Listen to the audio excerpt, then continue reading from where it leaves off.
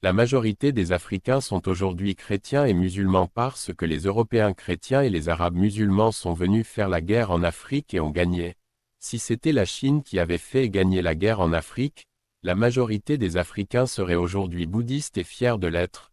Accepter ces religions imposées est donc preuve de soumission, d'acceptation de la défaite, mais si les Africains avaient gagné la guerre ou si personne n'avait attaqué le continent, la majorité des Africains pratiqueraient toujours leur religion ancestrale sans problème. Et l'Afrique serait sans aucun doute le continent le plus développé du monde. Vu son magnifique climat, ses nombreuses ressources naturelles et la force de ses braves hommes et femmes, pourquoi le christianisme et l'islam freinent le développement de l'Afrique? En effet, le peuple africain, pas habitué à ce style de croyance, ne maîtrise pas ces religions. La majorité ne distingue pas la fiction de la réalité. Ils ne savent pas ce qui est au sens figuré. Alors que les Européens et les Arabes pratiquent ces religions sans problème avec une certaine organisation, ça va dans tous les sens en Afrique. La majorité des Africains sont très naïfs face à ces religions. De nos jours, l'Afrique est considérée comme le continent le plus religieux, au regard du pourcentage élevé de croyants. En fait, les élèves ont dépassé les enseignants.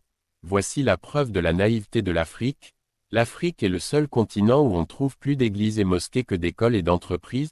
On est les seuls à penser que la religion est plus importante que l'éducation, l'emploi et le développement économique. Ces lieux de prière sont sans plus fréquentés que les bibliothèques et les laboratoires. On est les seuls à placer la croyance au-dessus du savoir et au-dessus de la science. Les pasteurs et les imams sont de loin plus nombreux que les médecins. On est les seuls à faire passer la religion avant la santé.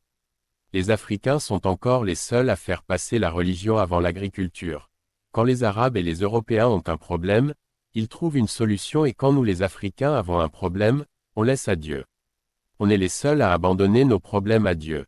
Presque tous les continents se protègent avec l'arme nucléaire et les Africains se protègent avec Jésus et Allah. Sommes-nous le seul à faire confiance à ces dieux?